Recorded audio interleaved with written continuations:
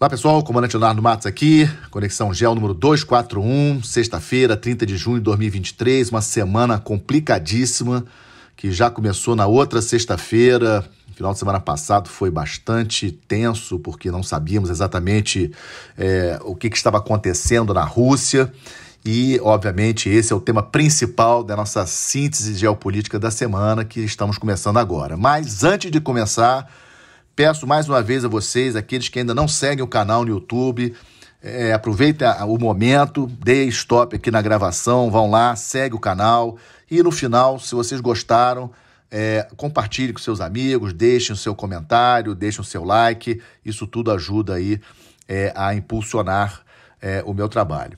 Tema principal então, a rebelião do Grupo Wagner na Rússia, e vocês que me acompanham aqui no Conexão devem lembrar que eu alertei várias vezes sobre as reclamações do Prigozhin, que é o chefe do Grupo Wagner, esse grupo mercenário, contra o ministro da Defesa da Rússia, o Shoigu, e o chefe do Estado-Maior-Geral das Forças Armadas da Rússia, o general Gerasimov.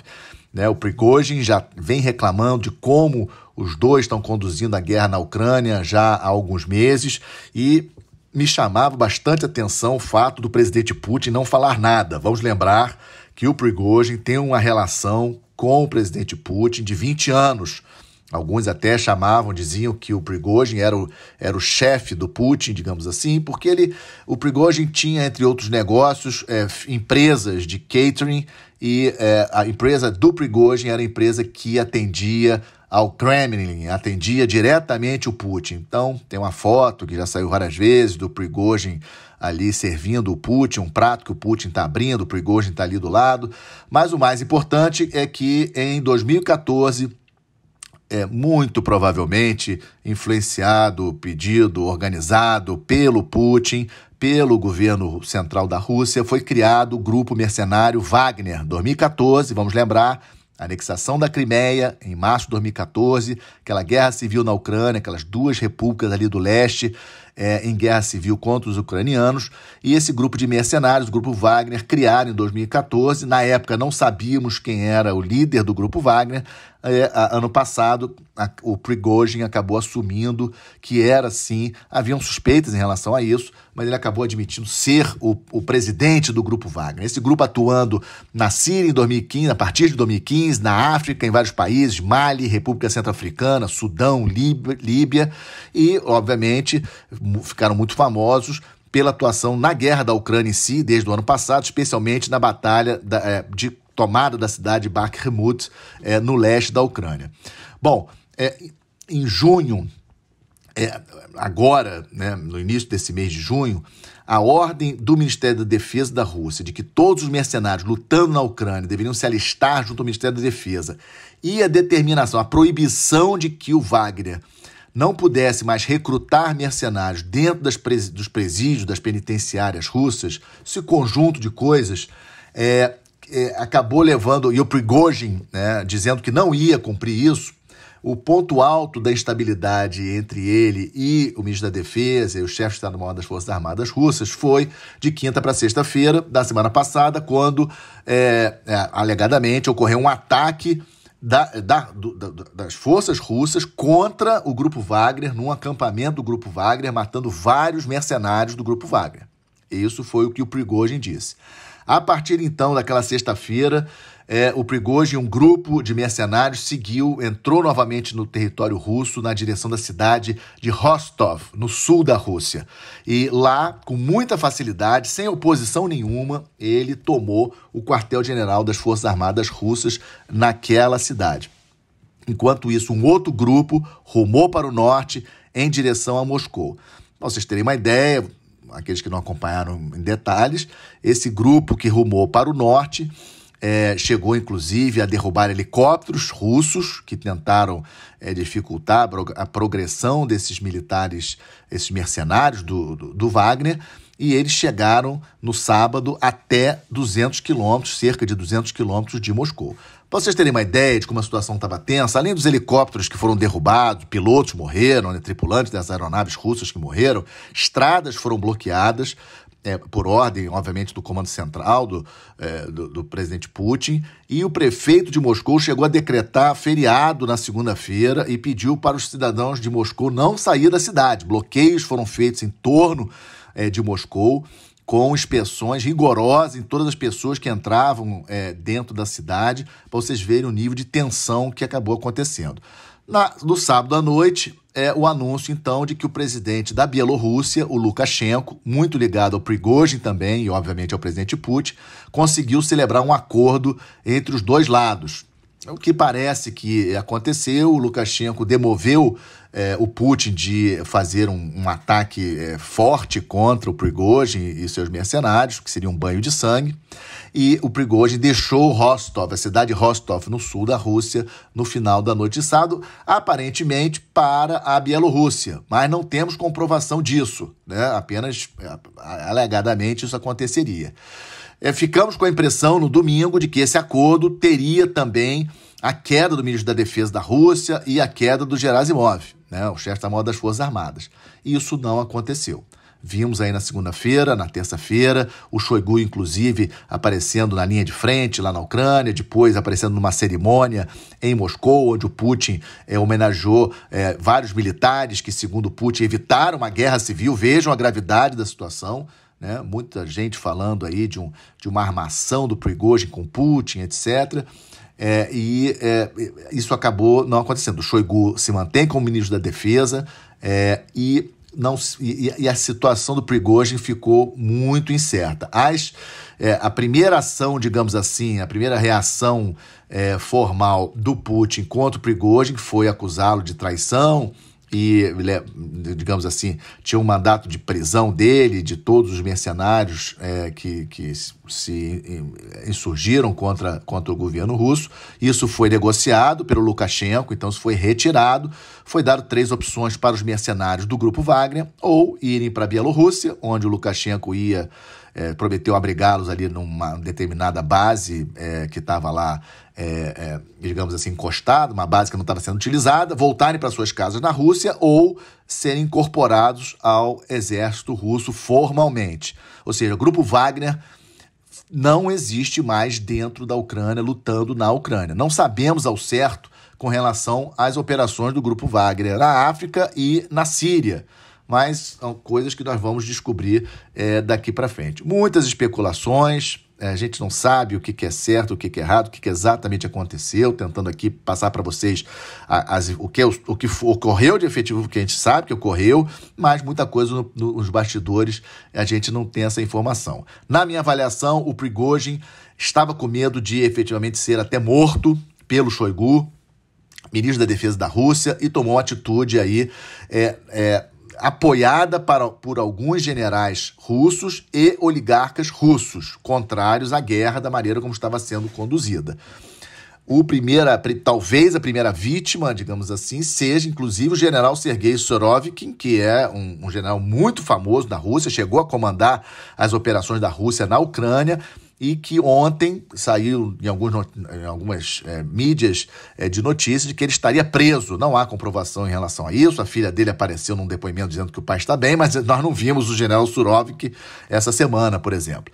E parece que ele apoiava o Prigozhin nessa iniciativa. Acho muito difícil o Prigozhin ter decidido tomar essa atitude sem ter apoio de algumas lideranças. Isso mostra que a Rússia, sim, tem problemas internos, a gente não tem a noção do tamanho desses problemas internos, a gente não tem condições de medir esses problemas internos.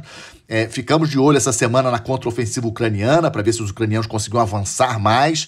Nós não vimos muito isso, não vimos grandes avanços dos ucranianos, mostrando que a defesa da Rússia, que a Rússia postou ali, muito forte, muito difícil de ser rompido. Também não temos condições de medir o quanto a ausência do grupo Wagner vai fazer falta ali no combate na Ucrânia. Eu acho que as posições da Rússia, em termos defensivos, talvez não haja necessidade do grupo Wagner para isso, e não sabemos o que vai acontecer com as operações dele na Síria e na África. Acho até que talvez uma outra empresa de mercenários seja criada para absorver esses mercenários e continuar executando, digamos assim, a política externa da Rússia na Síria e na África. Lição geral: não confie em emprego de mercenários numa guerra convencional. Maquiavel já dizia isso. É muito difícil. Eu fico imaginando como que era a coordenação desses grupos mercenários na Ucrânia, junto com as forças armadas regulares da Rússia, a parte de comando e controle, quem mandava em quem, como é que eram as relações ali de comando. Elas podem ser úteis, grupos mercenários podem ser úteis para proteger determinados presidentes, ditadores, etc., na África ou em outros lugares. Para combater determinados grupos irregulares na Síria, né? Mas não para operações formais de forças armadas, como era o caso da guerra da Ucrânia. E para terminar, uma pergunta que eu deixo para vocês. Ruim com Putin, pior sem ele? Essa é uma pergunta que faço e peço que vocês me respondam lá no YouTube, no LinkedIn, no Instagram. Qual a opinião de vocês? E se o Prigozhin tivesse sucesso, conseguisse chegar a Moscou e removesse o Putin do poder? Nós estaríamos mais tranquilos ou menos tranquilos? Essa é uma questão bastante interessante. Segundo ponto para vocês, Alemanha despertando de um sono de 80 anos. De onde você tirou isso, Leonardo? 1945, 2025. Por que 2025? Semana passada, eu não cheguei a comentar com vocês no último Conexão, mas teve um acordo importantíssimo da empresa americana de semicondutores, a Intel, com o governo da Alemanha, um pacote aí que a Alemanha entrou com mais ou menos 10 bilhões de euros e a Intel com mais ou menos 17 bilhões de euros, ou seja, quase 30 bilhões de euros envolvendo uma mega fábrica de semicondutores na região de Magdeburg, na Alemanha. Ou seja, um grande investimento em semicondutores, que sabemos que aí tem tudo a ver com a alta tecnologia, é importantíssimo. E as primeiras instalações devem estar prontas em 2027/2028, ou seja, a Alemanha querendo sim assumir uma posição de destaque nessa parte de tecnologia. Mas não foi só isso. Essa semana, o ministro da Defesa da Alemanha anunciou a decisão de posicionar uma brigada inteira, 4 mil militares, permanentemente na Lituânia, né? Ali colado na Rússia. Lituânia faz parte da OTAN, atualmente são menos de 1.000 militares da Alemanha ali posicionados. Uma decisão de criar essa brigada lá na Lituânia com 4 mil militares alemães. É uma decisão importante e essa brigada deve estar plenamente operacional na Lituânia até 2026. E, por fim, o parlamento alemão aprovou uma nova lei para imigrantes, né, que eles chamam de lei de imigrantes qualificados, muito mais flexível do que a anterior, por exemplo, isentando do imigrante saber falar alemão, o inglês já serve, isentando que o diploma universitário desse imigrante seja reconhecido na Alemanha, ele só precisa comprovar que tem 2 anos de experiência profissional no seu país. E por que a Alemanha faz isso? Porque a Alemanha precisa desses imigrantes qualificados, porque sua população está diminuindo em função da sua baixa taxa de natalidade. Isso não é uma exclusividade da Alemanha, isso acontece em vários países, Coreia do Sul, Japão, em outros países da Europa, Portugal diminuiu a população, Itália, Espanha, vários problemas, e a Alemanha, numa medida muito inteligente, está sabendo, digamos assim, atrair gente qualificada, imigrantes qualificados de outros países fora da União Europeia, e essa nova lei muito interessante. Então vamos aguardar, talvez aí vejamos lá para frente, 2025, 2026, 2027, uma Alemanha diferente. Na parte do Estamos de Olho, chama atenção para vocês de uma visita que o presidente Boric do Chile fez à Antártica no último final de semana. Impressionante, né? Nós estamos no inverno lá na Antártica, muito difíceis as operações aéreas na Antártica, num avião C-130 da Força Aérea Chilena.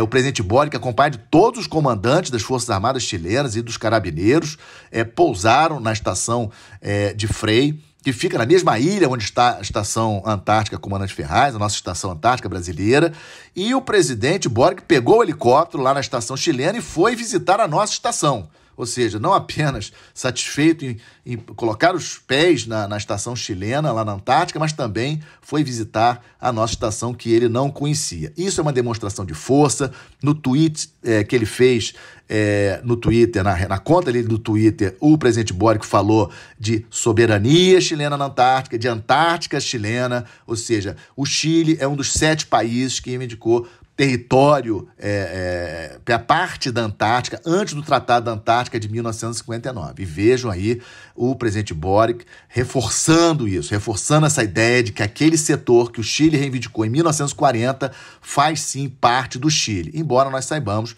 que na prática, no dia a dia, isso não é reconhecido pelos demais países em função do Tratado de 1959. Mas é um alerta.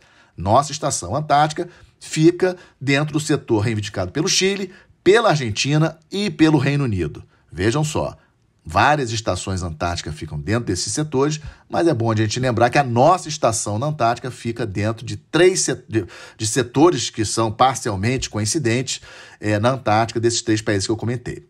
Um tema também que estamos de olho, a reunião de cúpula da União Europeia que está ocorrendo agora, lá em Bruxelas, começou ontem, termina hoje, reunião importantíssima, discutindo a questão da rebelião na Rússia, suas consequências, relacionamento da Europa com a China, as questões de migração muito discutidas, muitos problemas, eu falo sempre dessa questão de migração, é um grande problema para a Europa, movimentos migratórios pelo Mediterrâneo, vimos recentemente a tragédia lá perto da Grécia, do Mar Egeu, ou seja, uma questão importante, e vamos acompanhar no dia de hoje essa reunião lá em Bruxelas.